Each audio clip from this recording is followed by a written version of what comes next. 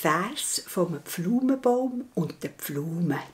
Es steht ein Pflaumenbaum im Garten, voll kugelrunde Pflaumen, dick und schwer.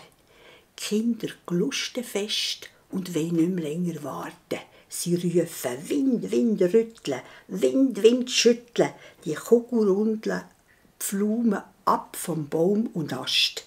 Juhu, jetzt purzeln die Pflaumen kreuz und quer ins Gras und den Kindern drunter gerade auf die Nase.